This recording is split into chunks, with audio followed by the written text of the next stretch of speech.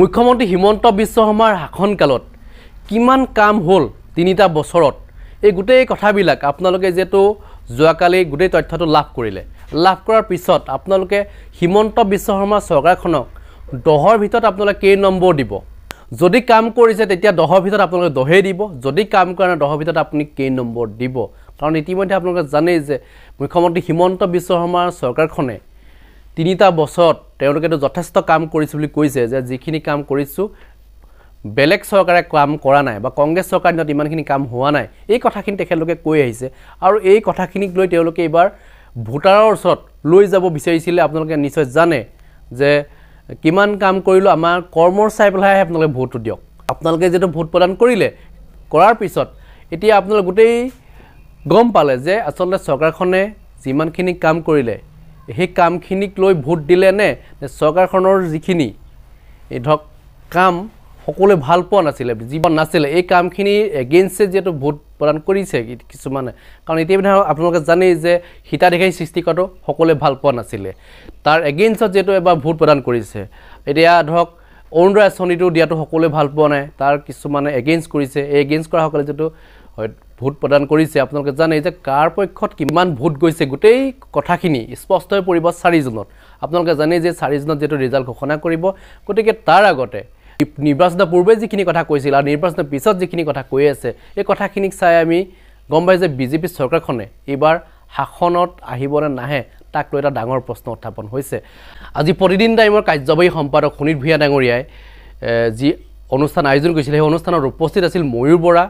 ত্ৰিদীপ ভাগৱতী আৰু জিয়াউৰ ৰহমান আৰু এগৰাকী আছে বিজেপিৰ এগৰাকী মুখপাত্ৰ তেখেতৰ যি অনুষ্ঠান এই অনুষ্ঠানত গোটেই কথাখিনি উল্লেখ কৰিছে গোটেই কথাখিনি যদি আপোনালোকে হেকলকে চাই নিশ্চয় বুজি পাব যে চৰকাৰখনৰ কিমান কাম কৰিবলৈ বাকি আছে আৰু কিমান কাম কৰিলে গোটেই কথাখিনি তেখেতলোকে উল্লেখ কৰিছে কি কৈছে মই আপোনালোক শুনিব বিচাৰিছো মোৰ একেবাৰে খুফালে ভাৰতীয় জনতা পাৰ্টিৰ প্ৰতিনিধি হিচাপে ৰঞ্জিত শৰ্মা স্বাগতম জনাইছো ময়ূৰ বৰা ডাঙৰীয়া আপোনাক স্বাগতম জনাইছো নিৰপেক্ষভাৱে কথাখিনি বিশ্লেষণ কৰিব মোৰ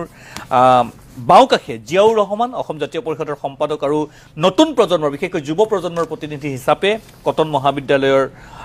সভাপতি প্ৰাক্তন সভাপতি ত্ৰিদীপ ভাগৱতী ত্ৰিদীপক মই স্বাগতম জনাইছো প্ৰথমতে ময়ূৰ বৰা ছাৰ মই আপোনাক মোৰ ফালৰ পৰা প্ৰশ্ন একো নাই তথ্যখিনি মই আপোনাক আপুনি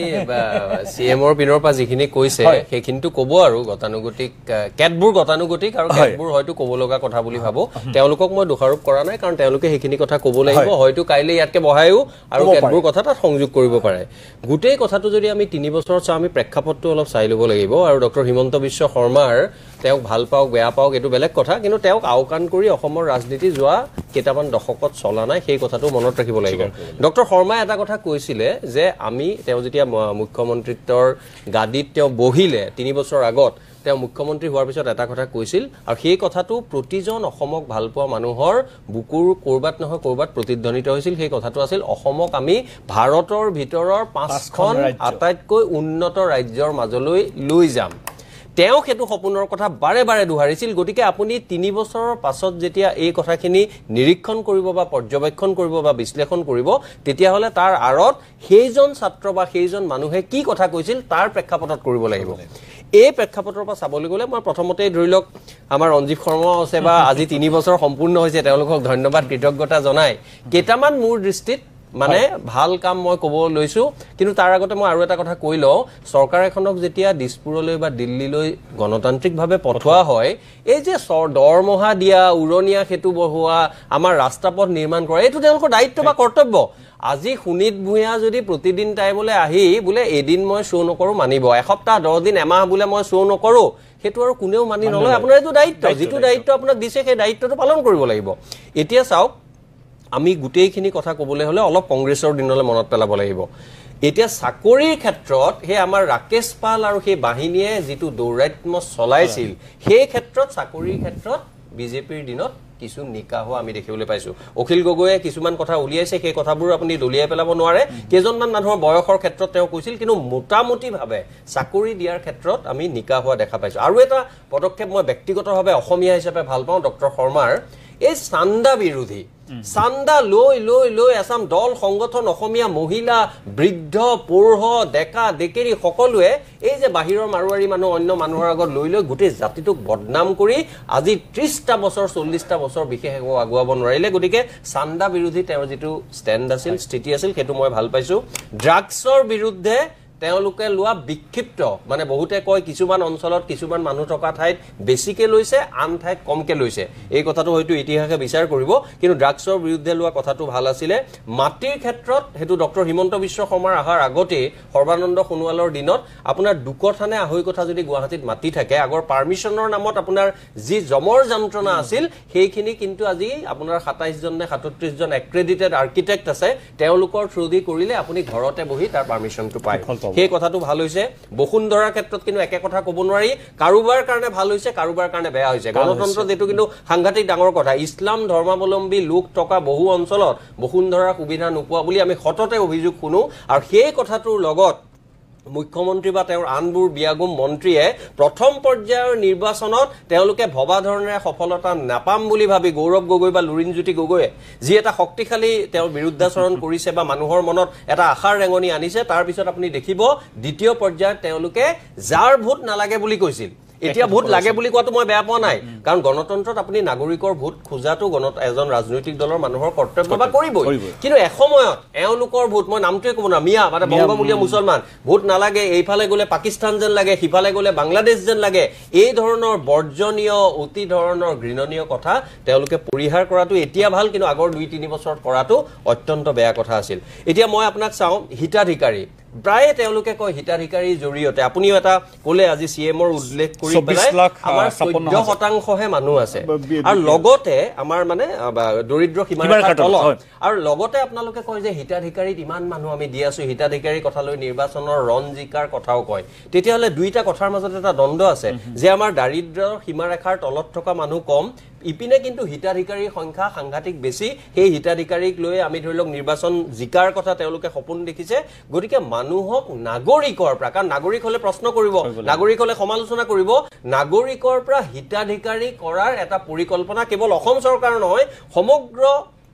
বিজেপি চৰকাৰখনৰ ওয়েলফেয়াৰিজমৰ ক্ষেত্ৰত তেওঁলোকৰ এটা বিশেষ ভূমিকা থকা বুলি লাগে যিটো গণতন্ত্ৰৰ বাবে মংগলজনক নহয় স্বয়ং প্ৰধানমন্ত্ৰী আপোনাৰ শব্দটো মনত আছে মই হিন্দী মোৰ মানে উচ্চাৰণ খুব বেয়া ৰেভৰিনে কিবা এটা শব্দ কয় যিটো কথাই তেওঁ বুজায় তেওঁ এনেকুৱা ধৰণৰ হিতাধিকাৰী বা এনেকুৱা ধৰণৰ উপাদান সমল থকাটো ভাল নাপায় কিন্তু তাৰ পিছতো তেওঁৰ জনাকে সকলোৱে এই কামটো কৰি আছে গতিকে মই এটা কথা ক'ব বিচাৰো আৰু মেৰুকৰণৰ কথাটো এই নিৰ্বাচনৰ সময়ত দ্বিতীয় পৰ্যায়তে কৈছে কিন্তু এই যে অসমৰ যেটো হাতাম পুৰুষিয়া শংকৰদেৱ মাধৱদেৱ আজানপীৰৰ এইখন যি অসম সেই অসমৰ মাজত মেৰুকৰণৰ কথাটো উলিয়াই আৰু এটা আজি কোনোদিন সমাধান নোহোৱা যোৱা 40 বছৰৰ পৰা বিদেশী অনুপ্ৰৱেশকাৰীৰ প্ৰশ্নত এনআৰসি বা আমাৰ অসমীয়া মানুহক আজি বুকুত আঘাত দিয়া কথাটো কি হেতু আঘাত হয়তো মোৰ দৃঢ় বিশ্বাস ৰঞ্জিত শৰ্মায়ো পায় এজন মানুহে খুব ডাঙৰ মানুহ তেওঁ কৈছিলে তালি টুপুলা এজন মানুহে কৈছিলে দাড়ি কমা এই গুটেই তালি টুপুলা দাড়ি কমাৰ মাজত আমাক যে কোনোবাই প্ৰতাৰণা কৰিলে আমাক যে কোনোবাই প্ৰবঞ্চনা কৰিলে এই গুটেইখিনি কথা ফুটি উঠে গতিকে মই ভাবো এতিয়াই মই গুটেইখিনি দিগলিয়াকে মই যাব বিচৰা নাই গতিকে সামগ্ৰিকভাৱে যদি মোক সোধে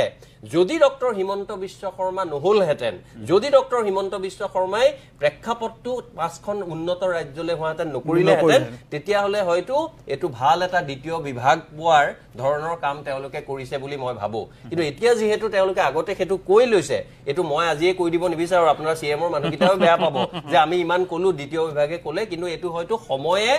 বস্তুনিষ্ঠভাৱে এই কথাটো বিশ্লেষণ কৰো মই জিয়াউৰ ৰহমান ত্ৰিদীপ ভাগৱতী আৰু ৰঞ্জিত শৰ্মাৰ আগলৈ যোৱাৰ আগতে মই বিৰতি লৈ লওঁ কথাখিনি আমি ভালকে পাতিব পাৰিম তিনিজনৰ লগত একেলগে যেহেতু এটা বিৰতি মোৰ তাৰ আগতে এটা প্ৰসংগ চুই যাব বিচাৰিম যে হয় তেখেতসকলে এইখিনি কথা কৈছে কিন্তু ময়ূৰ বৰা ডাঙৰীয়া কোৱাৰ দৰে যে দাড়ি কমা যিখিনি কথাক লৈ আমি বছৰ তালি টোপোলা 6 জনগোষ্ঠীৰ জনজাতিকৰণ আপোনাৰ চাহ শ্ৰমিকৰ মজুৰি বৃদ্ধি ইত্যাদি ইত্যাদি যিখিনি আসলতে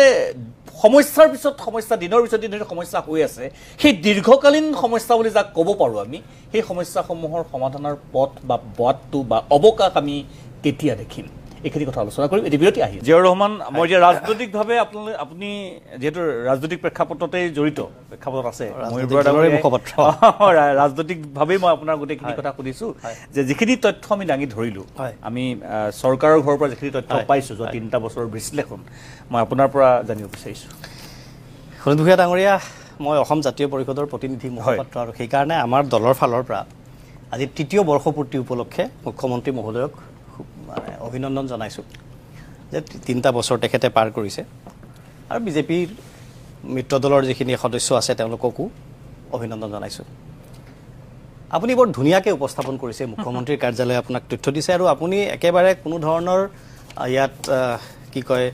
মানে ফিল্টাৰিং নকৰাকৈ আপুনি চৰকাৰৰ বক্তব্য আপুনি উপস্থাপন কৰিছে এইটো বৰ প্ৰয়োজনীয় কিন্তু মই আপোনাক কম আপুনি যিকেইটা 7টা পইণ্ট আপুনি দিছে এই 7টা পইণ্ট মই এটা এটাকৈ বিশ্লেষণ কৰিবৰ কাৰণে আপুনি মোক ইমান সময় যদি দিয়েতো ভাল কথা হয়তো মই নিদিম মানে হয়তো আপুনি নিদিব মোক কিন্তু মই যদি আপোনাক ক'বলগীয়া হয় যে মই কেৱল এগৰাকী বিৰোধী দলৰ সদস্য হিচাপেই নহয় এগৰাকী নাগৰিক হিচাপে আপোনাক ক'ম যে চাওক চৰকাৰ এখনে যে সকলো কামেই বেয়া কৰিছে বা সকলো কামেই ভাল কৰিছে তেনেকুৱা নহয় ভাল কামো কৰিব বেয়া কামো কৰিব কিন্তু মুখ্যমন্ত্ৰী মহোদয় এগৰাকী দক্ষ ব্যক্তি ইয়াত কোনো সন্দেহ নাই জনপ্ৰিয়তাও আছে তেখেতৰ কিন্তু মুখ্যমন্ত্ৰী মহোদয়ৰ যিটো দক্ষতা সেইটোক তেখেতে প্ৰগ্ৰেছিভ তেখেতে ক্ৰিয়েটিভিটি যিটো মানে ক্ৰিয়েটিভ যিটো দক্ষতা সেইটো তেখেতে ব্যৱহাৰ কৰিব পৰা নাই আপুনি যোৱা 3টা বছৰৰ কাৰ্যকাল যদি নিৰ্মূলভাৱে বিশ্লেষণ কৰে তেতিয়াহ'লে আপুনি মন কৰিব আমি এইটো কথা অকপতে ক'ব লাগিব যে বিজেপিৰ চৰকাৰখন দমন দুৰ্নীতি আৰু দম্ভ এই 3টা আধাৰৰ ওপৰত প্ৰতিষ্ঠিত এতিয়া আপুনি যদি মোক কয় যে মই এটা এটাকৈ বিশ্লেষণ কৰিব পাৰিম আপুনি প্ৰথম কৈছে যে আৰ্থসামাজিক আৰু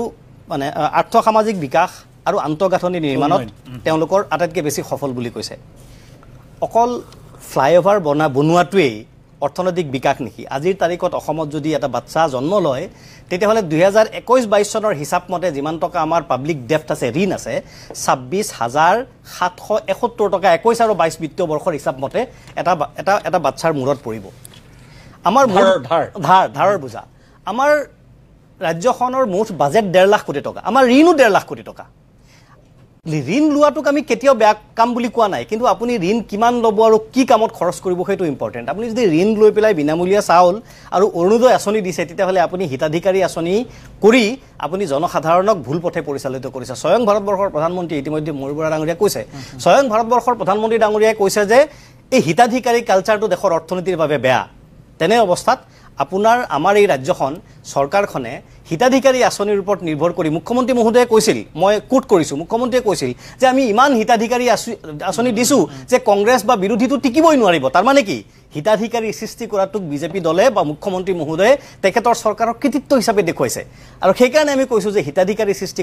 কৰি তেখেতসকলে আৰ্থসামাজিক বিকাশ কৰা নাই অসমৰ অৰ্থনৈতিকভাৱে অসমখনক অধোগতিৰ দিশে মানে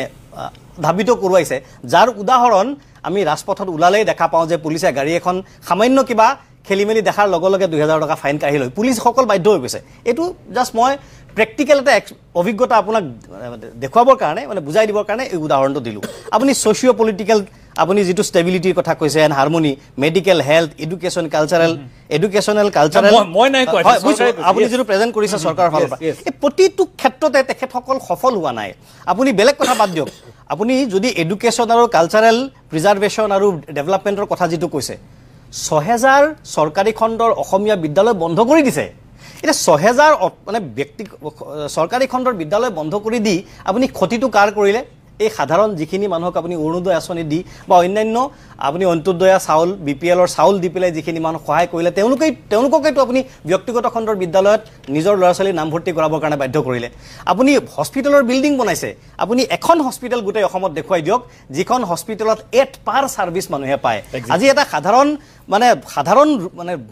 ৰোগৰ কাৰণে মই ডিব্ৰুগড় প্ৰায় 2 মাহ আছোতো ইলেকশ্যনৰ সময়ত দেখিছোঁ সাধাৰণ এটা ৰোগৰ কাৰণে ডিব্ৰুগড় মেডিকেল কলেজে গুৱাহাটীলৈ ৰেফাৰ কৰি দিয়ে গুৱাহাটীৰ ডাক্তৰে বাহিৰলৈ ৰেফাৰ কৰি দিবলগীয়া হয় চকুৰ অসুখ এটা হ'লে আমাৰ সাধাৰণ মানুহ এজন অসমৰ ডাক্তৰ বা অসমৰ হস্পিটেলৰ ওপৰত মানুহৰ ভৰসা বিশ্বাসেই নাই নেপাললৈ গুচি যাবলগীয়া হয় এই যি পৰিস্থিতি তাৰ মাজত আপুনি অসমখনক কি ডেভেলপমেণ্ট হৈছে বুলি ক'ব গতিকে আপুনিতো আৰু মই আপোনাক আগতে কৈছোঁ ইমান সময় আপুনি এখন মানে এটা এটাকৈ মই আপোনাক মানে গোটেই ব্যাখ্যা দিব পাৰিম এতিয়া চৰকাৰ এখনে ভাল কাম কৰিছে নে বেয়া কাম কৰিছে এইটো আমি জুখিম কেনেকৈ আমি ৰাজনৈতিক দল হিচাপে আমি এইবোৰ তৰ্ক বিতৰ্ক কৰি জুখিব নোৱাৰোঁ তাৰ এটা পেৰামিটাৰ আছে তাৰ এটা ব্যৱস্থা আছে সেই ব্যৱস্থাটো হৈছে নীতি আয়োগে সমীক্ষা চলায় সময়ে সময়ে আৰু গভৰ্ণমেণ্ট অফ ইণ্ডিয়াই SDG বুলি এটা প্ৰতিবেদন উলিয়ায় ছাষ্টেইনেবল ডেভেলপমেণ্ট গ'ল ইউনাইটেড নেশ্যনৰ মানে হেৰি হিচাপে কি বুলি কয় তেওঁলোকৰ নিৰ্দেশনা অনুসৰি SDG ৰিপৰ্টে কি কৈছে যোৱা বছৰ মানে এই যোৱা বছৰ ওলোৱা 2022 চনত ওলোৱা SDG ৰিপৰ্টে কৈছে কি SDG ৰিপৰ্টে কৈছে যে চৰকাৰ এখনৰ কৃতকাৰ্যতা প্ৰদৰ্শন কৰাৰ যিবোৰ পেৰামিটাৰ্ছ আছে প্ৰায় আটাইকেইটা পেৰামিটাৰ্ছত এৰাউণ্ড 75% পেৰামিটাৰ্ছত অসমৰ স্থান ভাৰতৰ আটাইকেইখন ৰাজ্যৰ ভিতৰত তলৰ পৰা 2, 3, 5ৰ ভিতৰত অসমৰ মাননীয় মুখ্যমন্ত্ৰী মহোদয় আজি প্ৰায় 10, 12, 15 বছৰৰ পৰা কৈ আছে যে অসমখনক দেশৰ শ্ৰেষ্ঠ 5খন ৰাজ্যৰ ভিতৰত আমি উন্নীত কৰিম আৰু তেখেতে কৰিছোঁ কিছু ক্ষেত্ৰত কৰিছোঁ বুলিও কৈছে কিন্তু উন্নয়নৰ ক্ষেত্ৰত SDG ৰিপৰ্টে কি কৈছে যে অসম ভাৰতবৰ্ষৰ একেবাৰে তলৰ পৰা 5 নম্বৰ ৰাজ্যৰ ভিতৰত এই যোৱা ডিচেম্বৰ মাহত আমাৰ NCRB ৰিপৰ্ট ওলাইছে NCRB ৰিপৰ্টে কি কৈছে যে অপৰাধৰ ঘটনাত চাৰ্জশ্বিট দাখিলৰ ক্ষেত্ৰত অসম একেবাৰে তলত একেবাৰে শেষত নাবালিকা ছোৱালী বিক্ৰীৰ ক্ষেত্ৰত অসমখন শীৰ্ষত আটাইকেইখন ৰাজ্যৰ ভিতৰত 21ৰ তুলনাত 2022 চনত মহিলাৰ বিৰুদ্ধে অপৰাধৰ সংখ্যা বাঢ়িছে 50%। মানৱ সৰবৰাহত অসমৰ স্থান ভাৰতবৰ্ষৰ ভিতৰত চতুৰ্থ এইবিলাক যেতিয়া আমি গভৰ্ণমেণ্টৰ এজেন্সিৰ ৰিপৰ্ট আমি দেখা পাওঁ কেন্দ্ৰীয় চৰকাৰৰ আৰু এইটো নহয়তো কেন্দ্ৰত কংগ্ৰেছৰ চৰকাৰ বা অন্য বিৰোধী দলৰ চৰকাৰ এইটো নহয় বিজেপিৰে চৰকাৰ সেই চৰকাৰৰ চৰকাৰী এজেন্সিয়ে যেতিয়া এনেকুৱা ৰিপৰ্ট দিব তাৰ পিছত মুখ্যমন্ত্ৰী মহোদয়ৰ কাৰ্যালয়ে যদি দাবী কৰে সেই কথাখিনি আমি মানিম কেনেকৈ আকৌ আহিম ত্ৰিদীপ মই মোৰ প্ৰশ্নতকৈ মই এই যিটো আমি তথ্যখিনি দাঙি ধৰিলোঁ তাৰ ওপৰত নতুন প্ৰজন্মৰ প্ৰতিনিধি হিচাপে প্ৰতিক্ৰিয়া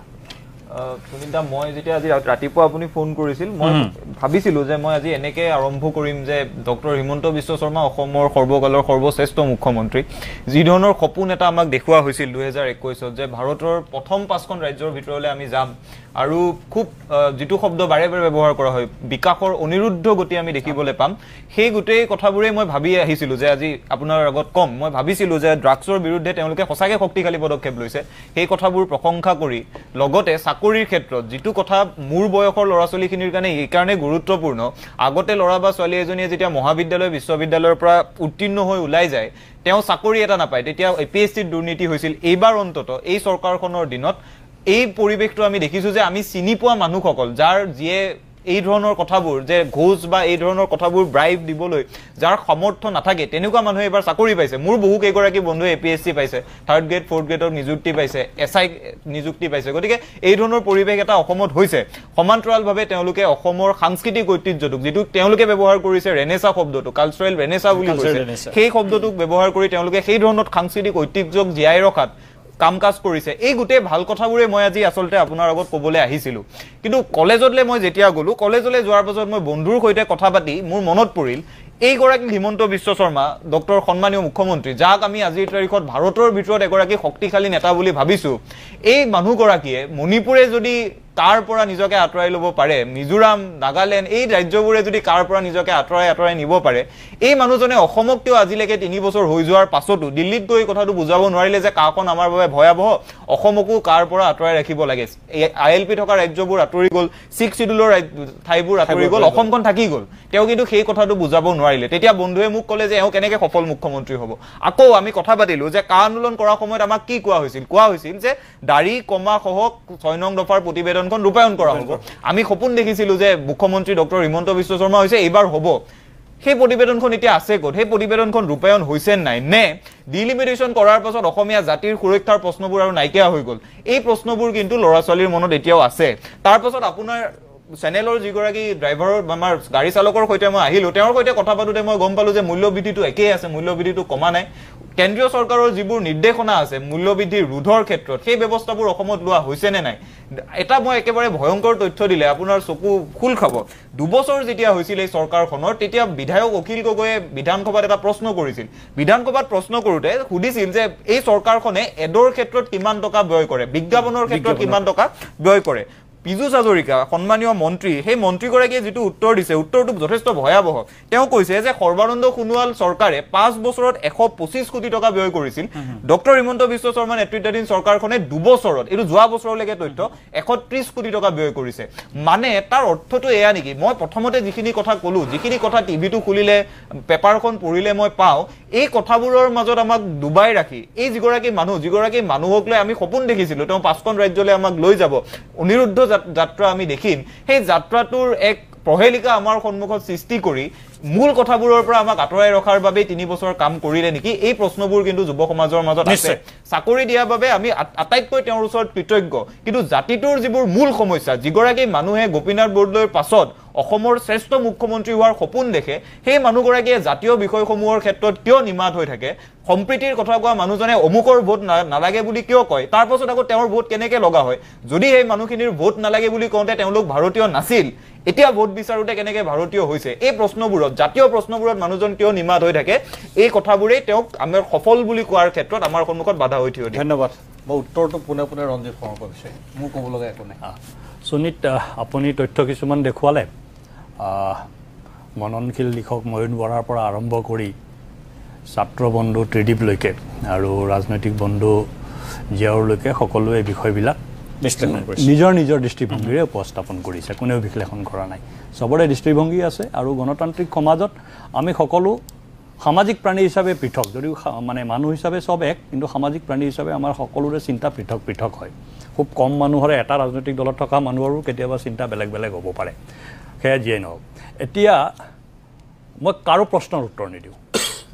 মোৰ প্ৰশ্ন নাই আৰু প্ৰশ্নৰ উত্তৰ দিয়াৰ প্ৰয়োজনো নাই আচল কথা হ'ল যে মাননীয় মুখ্যমন্ত্ৰীয়ে অসমখনক ভাৰতবৰ্ষৰ 5খন ৰাজ্যৰ ভিতৰত এখন ৰাজ্য কৰিম বুলি কোৱা কথাটো দৃঢ়তাৰে সত্য তাত কোনো ধৰণৰ আমি মিছা কথা বুলি কেতিয়াও নকওঁ আৰু সেইটো আমাৰ প্ৰতিজ্ঞা ভাৰতীয় জনতা পাৰ্টিৰ প্ৰতিজ্ঞা এতিয়া এখন ৰাজ্য একেবাৰে পিছপৰা ৰাজ্য সেই একেবাৰে পিছপৰা ৰাজ্য এখনক একেবাৰে উন্নত ৰাজ্যৰ শাৰীলৈ লৈ যাবৰ কাৰণে হয়তো বহুত ধৰণৰ কুচকাৱাজৰ প্ৰয়োজন হ'ব আৰু হৈছে আৰু কৰা হৈছে তাৰ ভিতৰত যদি চাই যোৱাকালি হায়াৰ ছেকেণ্ডেৰী ৰিজাল্ট দিছে হায়াৰ ছেকেণ্ডেৰী ৰিজাল্টত আপুনি দেখিব মানে সন্ত্ৰাস জৰ্জৰ এটা সময়ৰ বিটিআৰৰ 2খন জিলাই বাক্সা আৰু তামোলপুৰ জিলা সাংঘাতিকভাৱে ভাল ৰিজাল্ট কৰিছে সেইটো এই কাৰণেই সম্ভৱ হৈছে যে সেই অঞ্চলসমূহলৈ শান্তি ঘূৰি আহিছে যে উন্নয়নৰ প্ৰথম চৰ্তটোৱে হ'ল শান্তি আৰু যোৱা 3-4টা দশক অসমক অশান্ত কৰি ৰখা এটা বিষয় আছিল ডিভাইড আসাম 50-50 পৃথক বড়োভূমি আৰু মাননীয় মুখ্যমন্ত্ৰী ডক্টৰ হিমন্ত বিশ্ব শৰ্মাৰ উদ্যোগ কেন্দ্ৰীয় চৰকাৰৰ উদ্যোগ নেতৃত্ব সৰ্বানন্দ সোণোৱালো আছিলে সকলোৱে মিলি যিটো বিটিআৰ চুক্তিখন সম্পন্ন কৰিলে সেই বিটিআৰ চুক্তিত স্পষ্টভাৱে এটা কথা লিখা হ'ল উল্লেখ কৰা হ'ল আৰু সকলো জাতীয় সংগঠন বিটিআৰত অন্তৰ্ভুক্ত তেওঁলোকে ক'লে যে আৰু ডিভাইড আসাম 50-50ৰ বিষয়টো নাথাকিব লগে লগে বড়োভূমিত মানুহৰ মাজত এটা শান্তিৰ পৰিৱেশ আহিল এটা ভাতৃত্ববোধ গঢ়ি উঠিলে এটা সামাজিক চুক্তি এটা ছ'চিয়েল কণ্ট্ৰেক্ট যিটো কথা আজিৰ পৰা বহু শ বছৰ আগতে ৰুচুৱে কৈছিলে যে ছ'চিয়েল কণ্ট্ৰেক্ট হ'ব লাগে দেশখন সমাজখন আগবাঢ়ি যাবলৈ সেইটো আমি বড়োভূমিত দেখা পালোঁ সেই একেটা পৰিস্থিতি মাননীয় মুখ্যমন্ত্ৰীয়ে সমগ্ৰ ৰাজ্যখনত বিয়পাবৰ কাৰণে চেষ্টা কৰিলে প্ৰথমবাৰৰ কাৰণে অসমৰ জনজীৱনত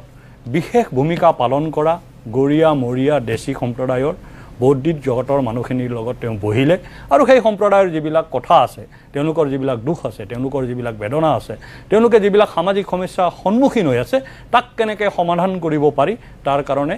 আলোচনা হ'ল কেইবালানি আলোচনা হ'ল মুখ্যমন্ত্ৰীয়ে নিজে ইনিচিয়েটিভ ল'লে আৰু তেওঁলোকে এটা প্ৰতিবেদন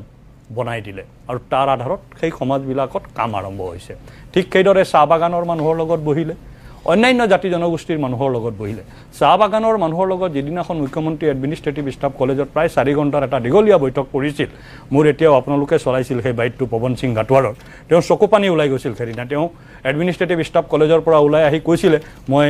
নিজে মোৰ দলৰ সাংসদ আছিলোঁ সভাপতি আছিলোঁ কেন্দ্ৰীয় মন্ত্ৰী আছিলোঁ মই এই কথাটো নাভাবিলোঁ তেওঁ মাননীয় মুখ্যমন্ত্ৰীক নাম ধৰি মাতে হেমন্তই যিটো কাম কৰিলে মই ভাল পাইছোঁ আৰু মোক তাত ইনভলভ কৰাইছে মই আৱেগিক হৈ গৈছোঁ এই যে কথাটো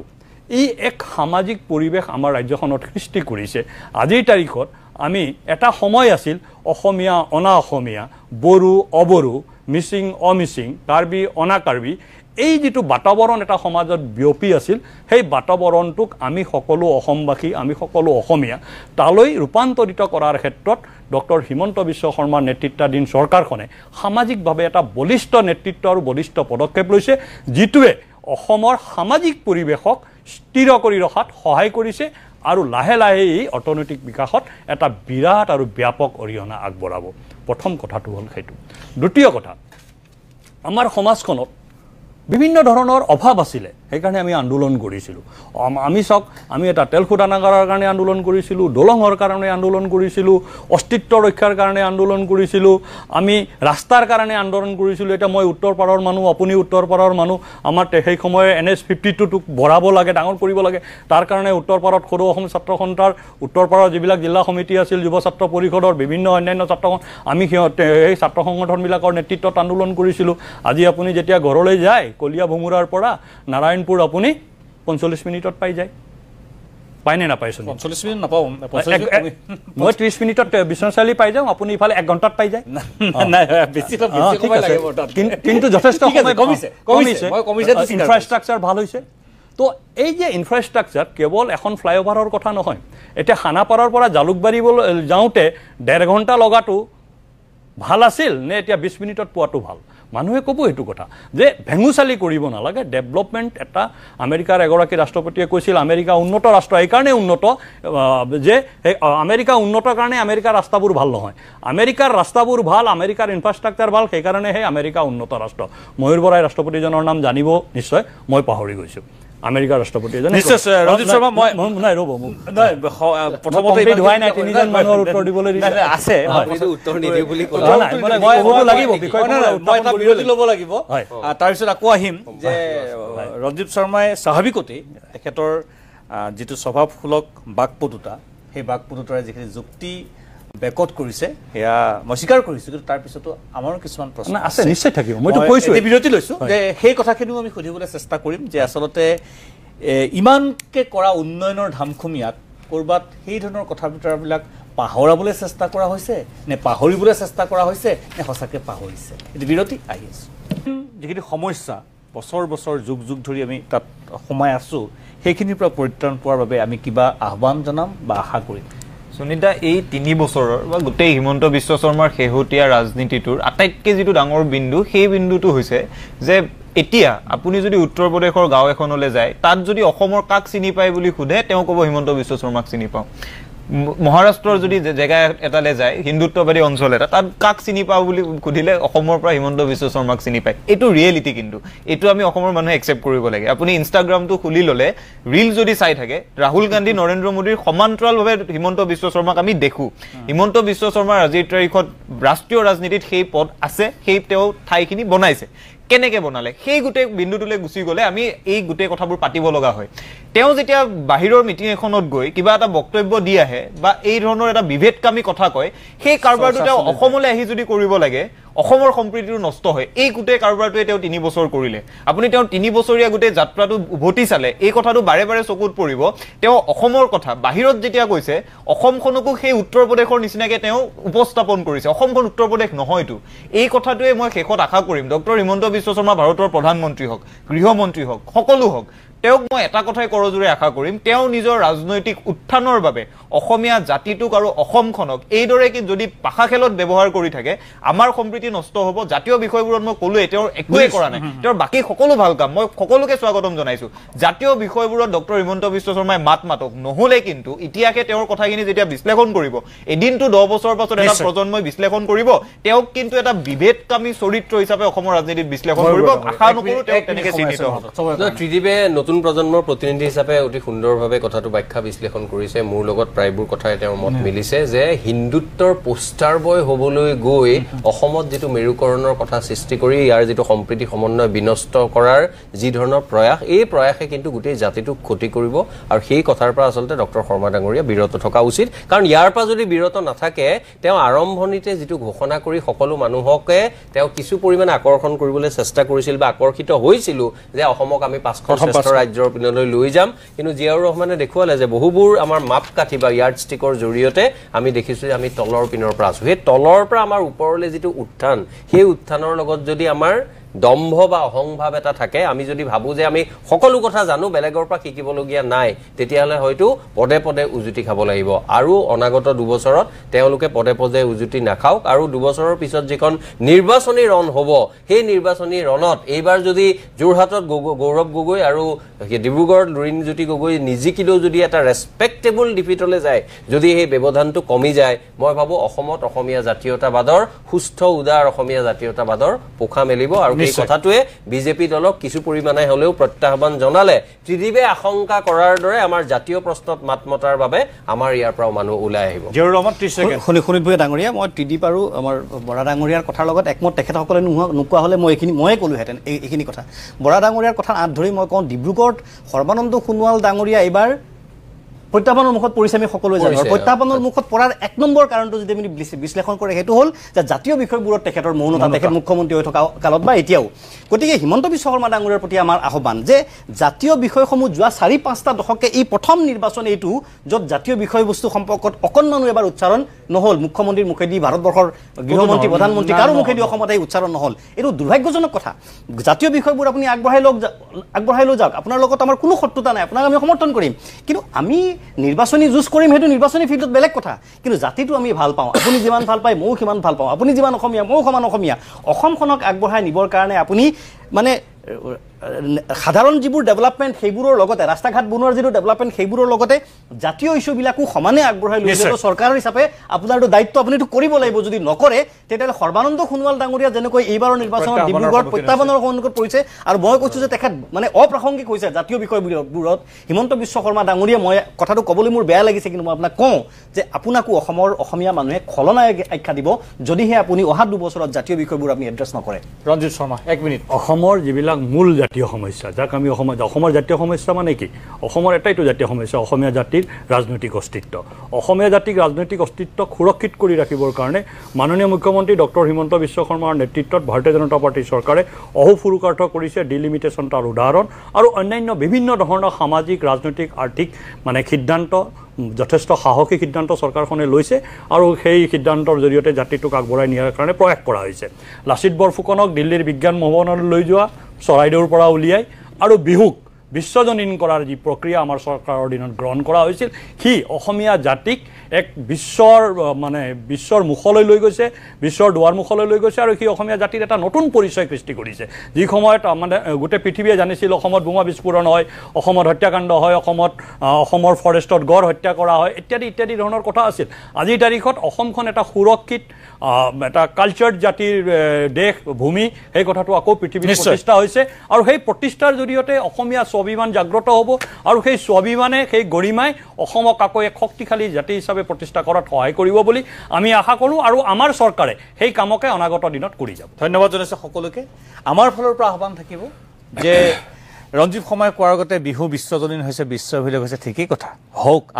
আৰু কিবা অভিলেখ কৰিম বুলি কৈছে 5 বছৰ পিছত আৰু কৰক কিন্তু সমান্তৰালভাৱে 6 জনগোষ্ঠীৰ জনজাতিকৰণৰ মৰ্যাদা পাওক আৰু বহুতখিনি কৰক যিমান ইচ্ছা উন্নয়নৰ দখলা তেখেতসকলে কোৱাৰ দৰে সেই সকলোখিনি কৰক কিন্তু অসম চুক্তিৰ 6 নম্বৰ দফাও কাৰ্যকৰী হওক জাতীয় জীৱনত যিখিনি কথা তেখেতসকলে উল্লেখ কৰিছে যে হিমন্ত বিশ্ব শৰ্মাৰ দৰে এগৰাকী দক্ষ ৰাজনীতিকে সেইবিলাক কথাটো মাত পাতক আৰু শেহত আহ্বান যে যিবিলাক কথা নকলেও হয় মুখ্যমন্ত্ৰী এণ্ড টিম তেখেতৰ যিখিনি আচৰণ নকৰিলেও কামবিলাক চলি যায় সেই ধৰণৰ কথা কাম আৰু আচৰণৰ পৰা তেখেতসকল বিৰত থাকক ইয়াকে আশা কৰিলোঁ সকলোকে ধন্যবাদ শুভৰাত্ৰি